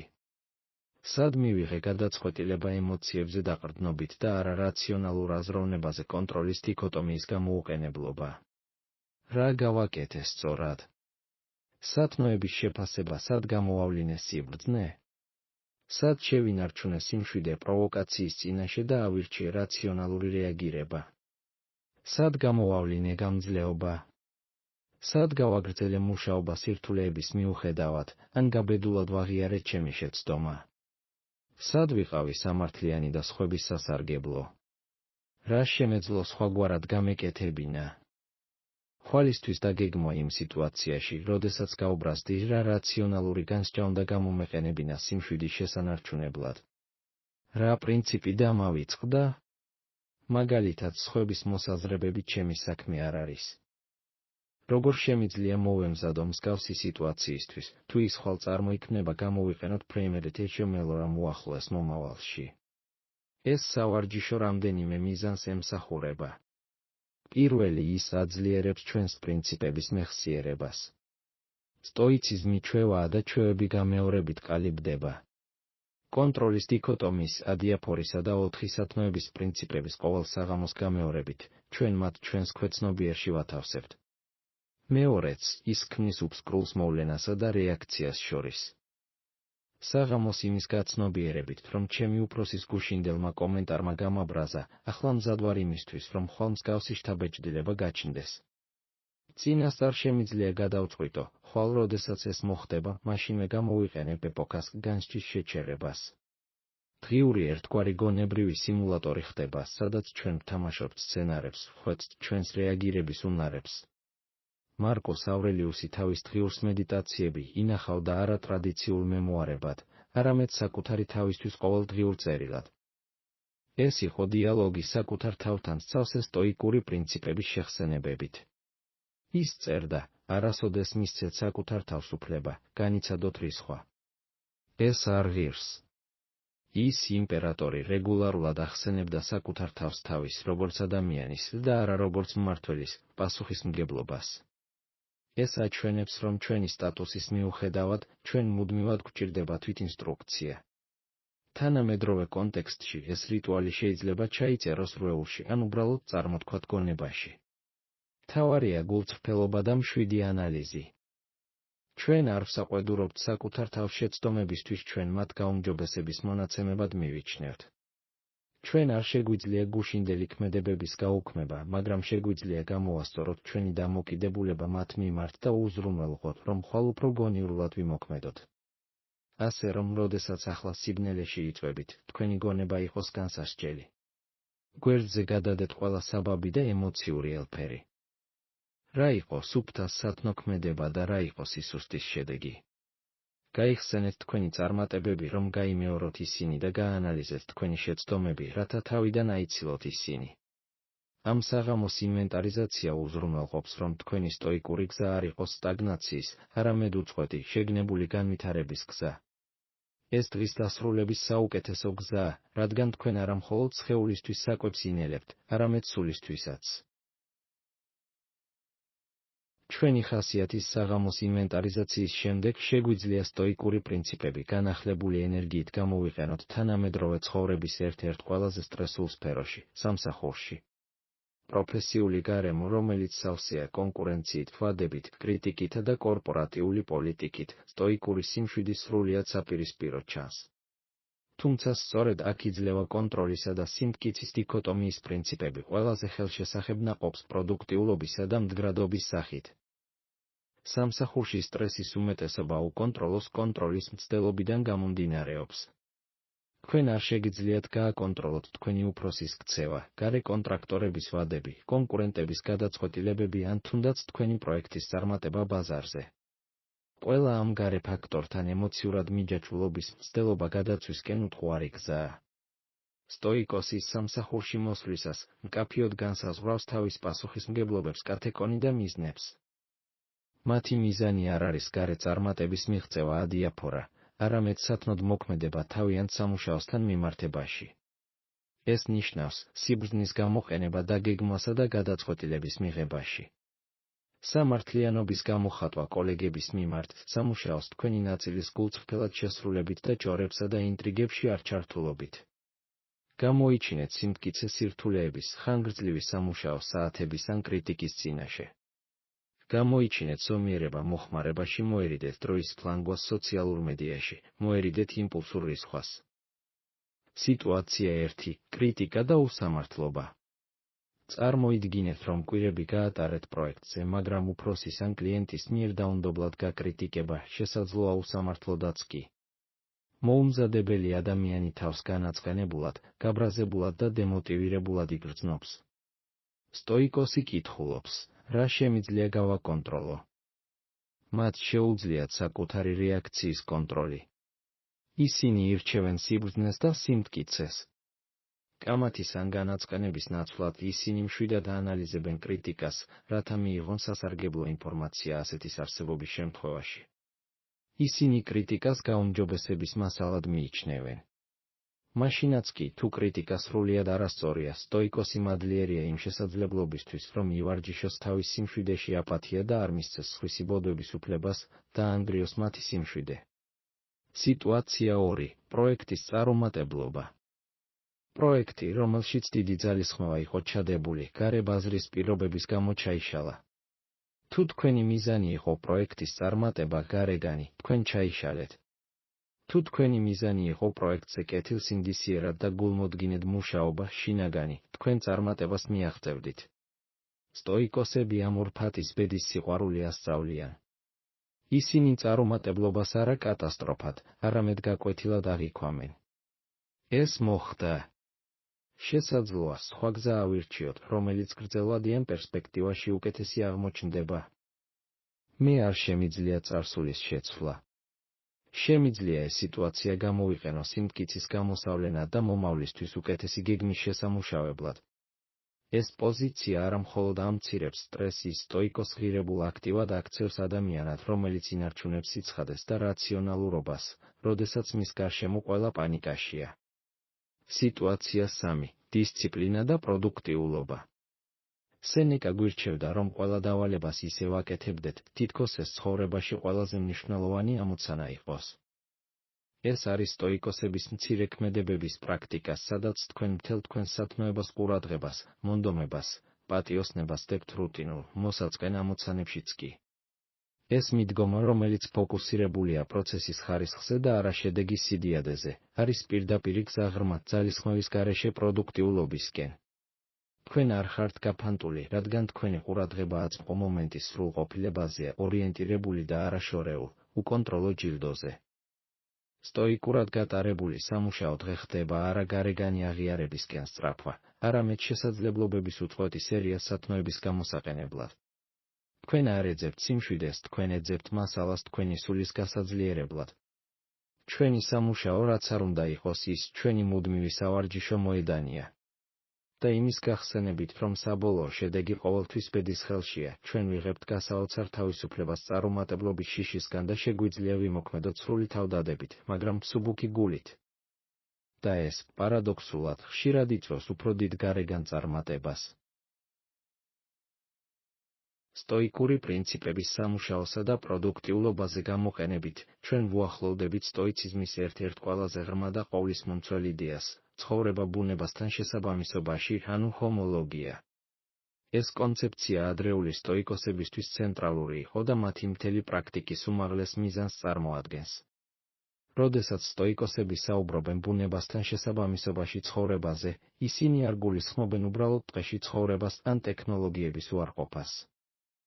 ისინი გულისხმობენ ცხოვრებას ადამიანის ბუნებასთან შესაბამისობაში და ჩვენი გამორჩეული ბუნებაა გონიერება და რაციონალობა. ადამიანებს ცხოველებისგან განსხვავებით აქვთ ლოგოსის უნარი რაციონალური პრინციპი, რომელიც გამსჭვალულია როგორც ჩვენ სულში, ასევე მთელ კოსმოსში. სტოიკოსები თვლიდნენ, რომ სამყარო მოწესრიგებულია და მართავს ამ ინტელექტუალური წესრიგით ასევე ცნობილია, როგორც ლოგოსი ან განგებულება. ბუნებასთან შესაბამისობაში ცხოვრება ნიშნავს ჩვენი უმაღლესი რაციონალური უნარის გამოყენებას ამ წესრიგის გასაგებად და ყველა ქმედებაში სათნოების შეგნებულად არჩევისთვის. როდესაც ჩვენ ვემორჩილებით ირაციონალურ ნებებს ბრაზი, შიში, შური, ჩვენ მოქმედებთ ჩვენი ბუნების ლოგოსის წინააღმდეგ, რადგან ჩვენს გონიერებას ვიყენებთ არა გონივრული არჩევანის გასაკეთებლად, არამედ ემოციური რეაქციების გასამართლებლად. ეს არის ჩვენი ყველა უბედურების საფუძველი. დღეს ლოგოსთან ჰარმონიაში ცხოვრება ნიშნავს გარდაუვალის მიღებას მორფეითი, კოსმოსის რაციონალური წესრიგი მოიცავს ყველაფერს, რაც ხდება სეზონების ცვალებადობიდან გარდაუვალ სირთულეებამდე. ამ მოვლენების მორფეითით მიღება ნიშნავს ლოგოსთან ჰარმონიაში ყოფნას. თქვენ არ ხარჯავთ ენერგიას იმის წინააღმდეგობის გაწევაზე, რაც არ შეიძლება შეიცვალოს, არამედ მიმართავთ მას იმისკენ, რაც შეიძლება კონტროლირებადი იყოს თქვენი განსჯა და მოქმედება. მოქმედება საზოგადოების საკეთილდღეოდ სამართლიანობა, ადამიანები ბუნებით სოციალური არსებები არიან. მარკუს ავრელიუსი ხშირად წერდა, რომ ჩვენ შექმნილნი ვართ ურთიერთქმედებისთვის, როგორც ხელები, ფეხები ან ქუთუთოები. იზოლაციის, ეგოიზმის ან ზიანისკენ მიმართული ქმედებები ეწინააღმდეგება ჩვენს სოციალურ ბუნებას და, შესაბამისად, ლოგოსს. ბუნებასთან ჰარმონიაში ცხოვრება ნიშნავს ცხოვრებას ყველა ადამიანის მიმართ სამართლიანობისა და კეთილგანწყობის გამოყენებით, იმის გახსენებით, რომ ჩვენ ყველანი ერთი კოსმოპოლისის მსოფლიო ქალაქის მოქალაქეები ვართ. რაციონალურობის პრიორიტეტი ემოციურზე სიბრძნე. ყოველთვის, როდესაც ვიყენებთ კონტროლის დიქოტომიას ირაციონალური რისხვის ან შფოთვის შესაჩერებლად, ჩვენ მოქმედებთ ჩვენი რაციონალური ბუნების სრული თანმიმდევრობით. ჩვენ ვუშვებთ გონიერებას, რომ გვიხელმძღვანელოს და არა იმპულსს. ეს შეგნებული არჩევანი ყველაზე სტოიკური აქტია, რისი შესრულებაც შეგვიძლია. ყურადღების და ყოფნის პრაქტიკა ასევე მჭიდრო კავშირშია ამ პრინციპთან. ირაციონალური ვნებები გვაიძულებს ან წარსულის სინანულს, ან მომავლის შფოთვას. ლოგოსი მხოლოდ აწმყო მომენტში არსებობს. როდესაც სრულად ხართ ორიენტირებული მიმდინარე ამოცანაზე, ასრულებთ მას სიბრძნითა და მონდომებით სათნოებით, თქვენ სრულად ჰარმონიაში ხართ თქვენს ბუნებასთან. დაფიქრდით, რამდენად ხშირად ცდილობდა თქვენი შინაგანი ხმა ლოგოსის ეს ნიჭი თქვენი რაციონალური გზის გაკვლევას, მაგრამ თქვენი შიშის ან სურვილის ხმაურით ჩაახშეთ.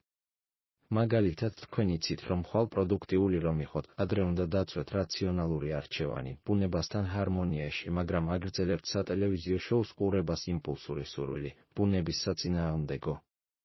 სტოიციზმი მოგვიწოდებს თანმიმდევრულობისკენ, თუ რაციონალურები ვართ, რაციონალურად უნდა ვიცხოვროთ. ბუნებასთან ჰარმონიაში ცხოვრება არ არის პასიური ცხოვრება. ეს არის ცხოვრება, რომელშიც ყველა მოქმედება გაჟღენთილია ცნობიერებითა და მიზნით.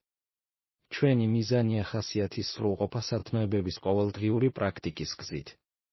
და ეს ერთადერთი მიზანია, რომელსაც გარე ძალები ვერასდროს წაგვართმევენ. როდესაც დასაძინებლად მიდიხართ, იგრძენით თავი ამ დიდი რაციონალური წესრიგის ნაწილად. თქვენ არ ხართ იზოლირებული, მარტოსული არსება, რომელიც ქაოსს ებრძვის. თქვენ ორგანიზებული სამყაროს ნაწილი ხართ და თქვენივე რაციონალურობა ამის ანარეკლია. სტოიკოსის უმაღლესი თავისუფლება არ არის თავისუფლება, გააკეთოს ის, რაც სურს, არამედ თავისუფლება, მოისურვოს ის, რაც საუკეთესოა, ანუ სათნო და რაციონალური და იცოდეს, რომ ეს არჩევანი ყოველთვის ხელმისაწვდომია. ეს ჰარმონია საკუთარ თავთან და სამყაროსთან ღრმა, ხანგრძლივი მშვიდობაა. ჩვენ დიდი გზა გავიარეთ კონტროლის დიქოტომიიდან ლოგოსთან ჰარმონიაში ცხოვრებამდე.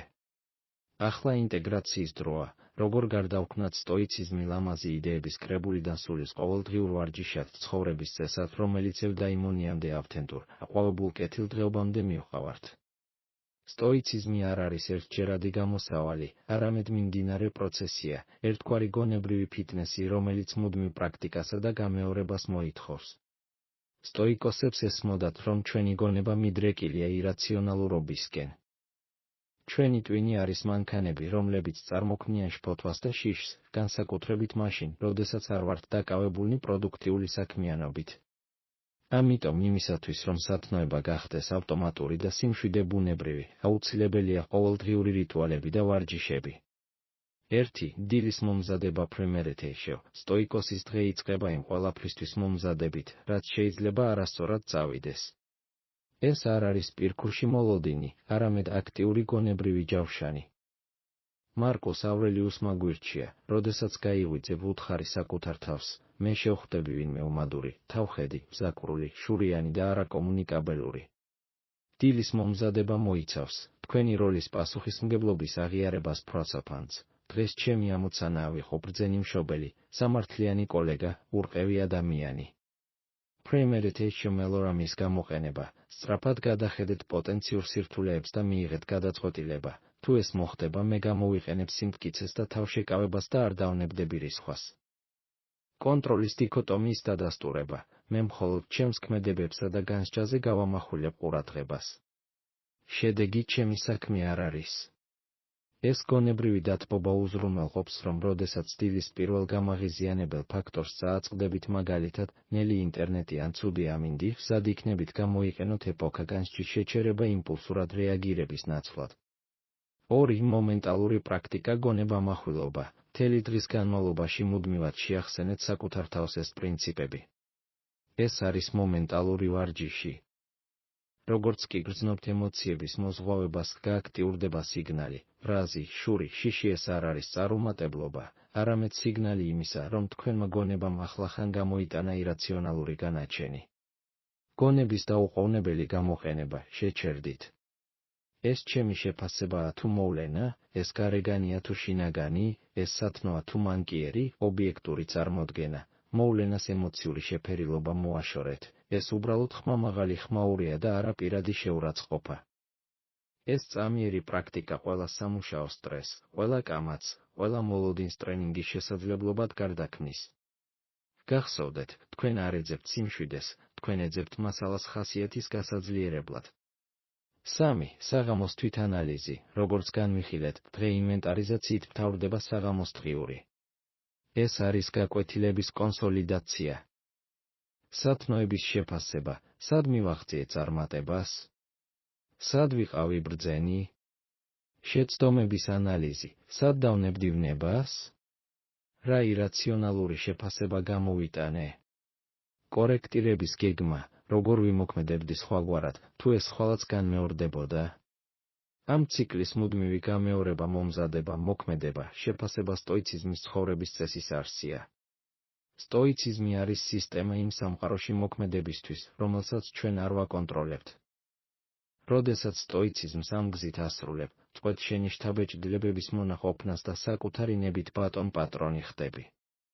შენი ძენდა უცველობას არა იმიტომ, რომ სამყარო უკეთესი ადგილი ხდება, არამედ იმიტომ, რომ შენი შინაგანი რეაქცია მასზე ურყევი ხდება. სტოიკისთვის ევდაიმონია, ანუ აყვავება არ არის გარეგანი მიზნების მიღწევა. ეს არის ცხოვრება შენს რაციონალურ ბუნებასთან სრულ ჰარმონიაში. ეს არის ცხოვრება, რომელშიც აკეთებ ყველაფერს, რაც შეგიძლია სათნო მოქმედება და იღებ ყველაფერს, რაც ხდება ამორფათი, იმის ცოდნით, რომ შენი ძვირფასი დროის არც ერთი წამი არ დაგიკარგავს ირაციონალურ შიშზე ან უაზრო რისხვაზე. ეს არის სტოიკური გზის უმაღლესი ჯილდო, შინაგანი სიმშვიდე, რომელსაც ვერავინ წაგართმევს. ახლა, როდესაც ჩვენი უძველესი ჭეშმარიტებების განხილვა დასრულდა, დროა, ამ ძლიერ იდეებს ნაზად დამკვიდრების საშუალება მივცეთ თქვენს გონებაში. იგრძენით, როგორ ტოვებს დღის განმავლობაში დაგროვილი დაძაბულობა თანდათან თქვენს სხეულს და ბალიშის რბილობაში იხსნება. მიეცით საშუალება თქვენს თავს, რომ უფრო ღრმად ჩაიძიროს სითბოში და თქვენი სუნთქვა გახდეს თანაბარი, ნელი და ღრმა. ჩაისუნთქეთ და ამოისუნთქეთ, წარმოიდგინეთ თქვენი გონება, როგორც წყნარი, ბნელი ტბა. თავიდან შფოთვის ტალღები და დღის ხმაურის ანარეკლი შეიძლება მის ზედაპირზე გადასულიყო, მაგრამ ახლა, ყოველი წუთის განმავლობაში, ეს ტალღები ჩაცხრება. გახსოვდეთ ის ძალა, რომელიც დღეს მოიპოვეთ, თქვენ ისწავლეთ, რომ თქვენი ბედნიერება დამოკიდებულია არა გარე სამყაროზე, არამედ ერთადერთ რამეზე, რაზეც სრული კონტროლი გაქვთ თქვენს შინაგან არჩევანზე. ეს შინაგანი ციტადელი, რომელიც დღეს ააშენეთ, ურღვევია. ის გიცავთ ბედისწერის ყველა ქარისგან. მიეცით საკუთარ თავს საშუალება, მოდუნდეთ ამ თავდაჯერებულობით. თქვენ დღეს ყველაფერი გააკეთეთ, რაც შეგეძლოთ. თქვენ გამოიჩინეთ შეუპოვრობა იქ, სადაც ეს საჭირო იყო და სიბრძნე იქ, სადაც ეს შესაძლებელი იყო. ახლა დროა, გაუშვათ ხვალინდელი დღის ყველა ფიქრი. ხვალინდელი დღე სათნოების საკუთარ შესაძლებლობებს მოიტანს, მაგრამ ის ჯერ არ დამდგარა. ახლა მხოლოდ ეს მომენტია და მასში სიმშვიდეა. გაუშვით ყველა ვალდებულება, გაუშვით ყველა მოლოდინი. თქვენ თავისუფალი ხართ, უსაფრთხოდ ხართ და სრულად მზად ხართ ღრმა, აღმდგენი ძილისთვის, რომელიც საშუალებას მისცემს თქვენს გონებას და სხეულს მოიკრიბოს ძალა ახალი დღისთვის, რომელიც სავსეა ბრძნული და კეთილი საქმეების შესაძლებლობებით. თბილისის ზმრები.